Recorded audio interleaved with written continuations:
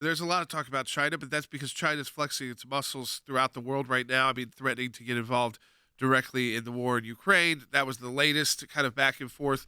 And they basically their message to the U.S. has been, "You better stay out of it, and don't tell us what to do."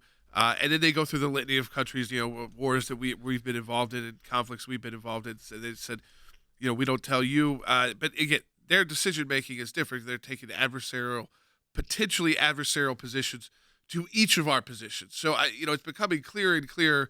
Again, this was not just about economic competition. That's anytime that Joe Biden tries to phrase it that way. Listen, he wouldn't be banning TikTok if it was just about an economic competitor that we have to deal with in the Chinese. And it's a new China first, strengthened Chinese Communist Party, came out of COVID with even more power because the world didn't shun them.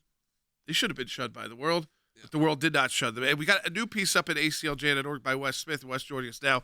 China's grand plan for defeating America. And you start, Wes, at saying defeat comes in many forms. It's not always, an outright military defeat and a technical surrender.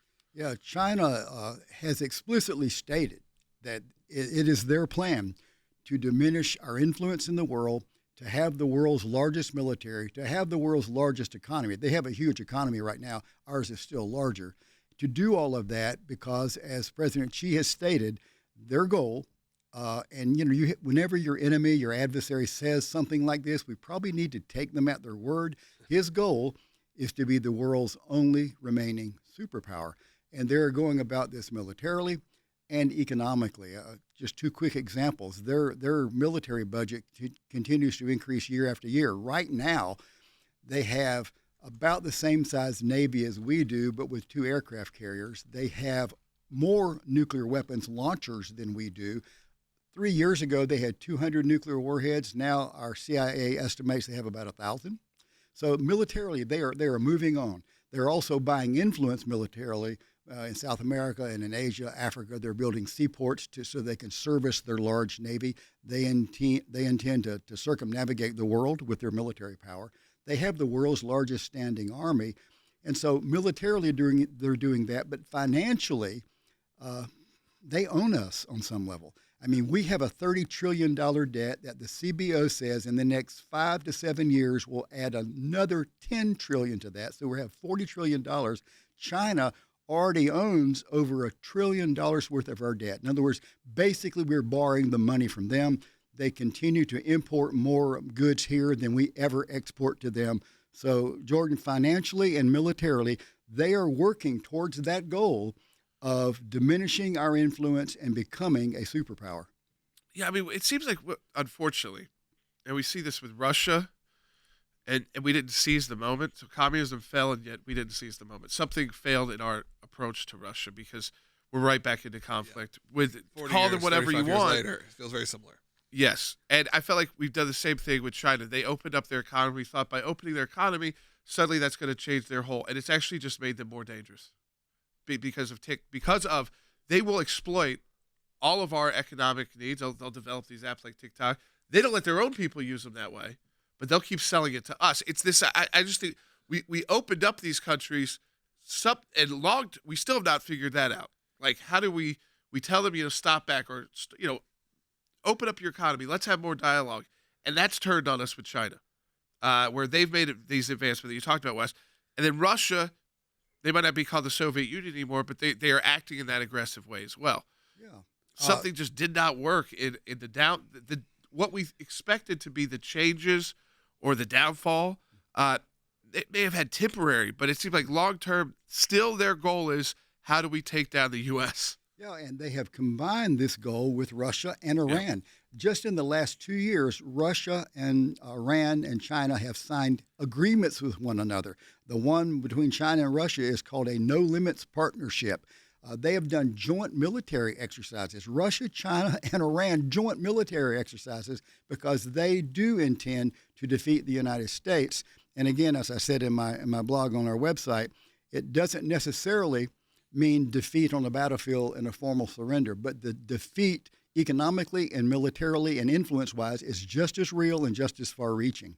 And at what point have we gotten it wrong where, we talk about Iran, we usually we make that distinction. We see they have this horrible regime. It's not all of the people there. But, I see some people about China say, well, it's about the Chinese Communist Party. It's not all people in China. That may be the case.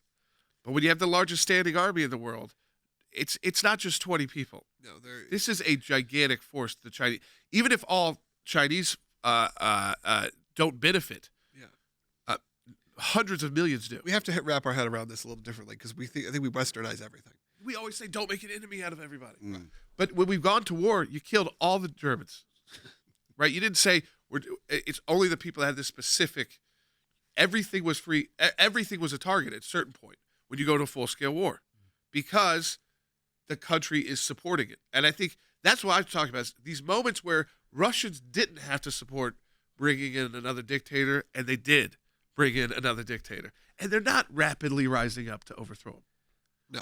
Because there are enough Russians to overthrow him. There's enough Chinese people to overthrow that Chinese Communist Party. Yeah. They're not. Well, again, it's a different way of thinking. It's a different mindset. Because we think everybody thinks like we do, I think. Right, and I think that's right. I think that's a big part of the American experiment, and the problem with it can be sometimes too is that we Trying to export we it. westernize everything with that. TikTok, one, if they want into your government systems, that's to spy on the U.S. government. But two, they're taking every one of your keystrokes and they're giving it to the Chinese Communist Party. If Facebook was found to be giving that to the U.S. government, they would lose all their users. Facebook would have a series, not all of them, maybe, but they would have they would probably Well, be Rick done. said a lot of people take the risk knowing that they like the content. You. So I'm not, agree but with what I'm this. saying is I don't think that I don't know. I think there's an issue with spying, and devices have made it easier for all actors to spy. And you sign a lot of agreements. But at the end of the day, if these American companies were exposed to be giving all of our data over, every one of your keystrokes, over to the FBI or the CIA, then I think those companies would be facing some serious trouble even continuing to have enough people to operate. Even with Rick said, with the balance, I think when it's right here at home, that would even make it more dangerous. Yeah, I think so. I think that the danger in there, and the danger in TikTok is, again, we're all being very easily exposed to what's happening. When your federal government starts making these kind of moves, and when your state governments that are more, when the red states start moving, and then all of a sudden the blue states do as well, you got an interesting situation at hand. Yeah, this is not something that it's serious. That's what I mean. When things actually become not politicized, which is just about never. That is a pretty big move. You need to keep yourself aware of. And very rare in our country.